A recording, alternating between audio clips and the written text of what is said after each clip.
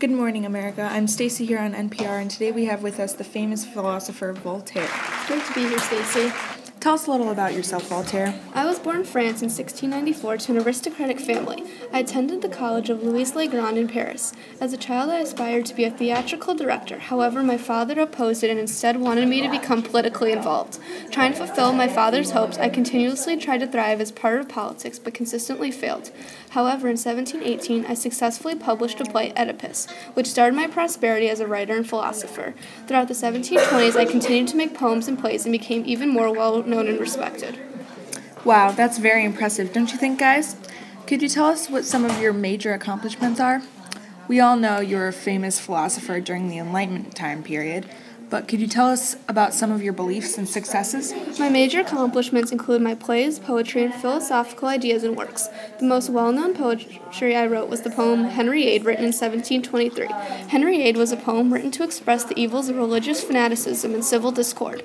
Among my plays, there was Oedipus in 1718. Another significant philosophical work of mine was Candide, written in 1759, which was one of my most successful books as a philosopher. And this revolves around my ideas of society and nobility in France. You've definitely accomplished a lot, Voltaire. As you said before, your beliefs shape your writing and views as a director. Can you tell us what some of your basic beliefs are? I'm known as a defender of religious freedom, free trade, civil liberties, social reform.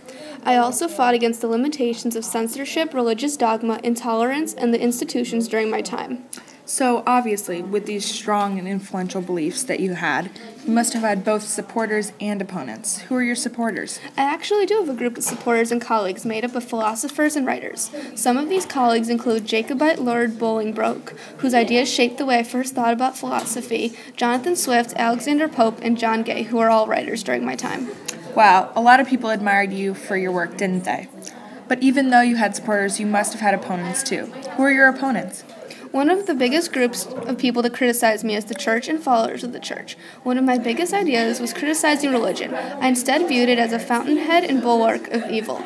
Another group of people that criticize me are the higher authorities in France. I got into a lot of trouble when I was in France, getting myself exiled and then coming back and creating scandals within my writings. I was a public activist, so if I was criticizing the government would in turn not like me. One of the more controversial topics concerning religion right now are the actions of the Westboro Baptist Church and Reverend Fred Phelps Sr., who was a religious extremist and was actively cruel to many minorities. He was often seen protesting people who are gay and even the military. What are your views on this? I personally don't believe in the ideas that the Westboro Baptist Church holds. And why is that? I'm a strong dissenter of religion and a strong supporter of equality and toleration. I feel that the ideas of the Westboro Baptist Church are unethical and should be condemned.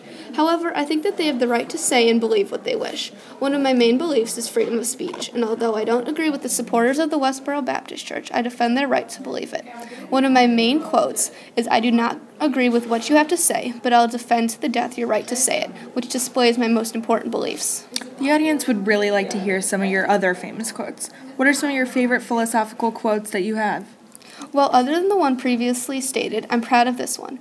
God gave us the gift of life. It is up to us to give ourselves the gift of living.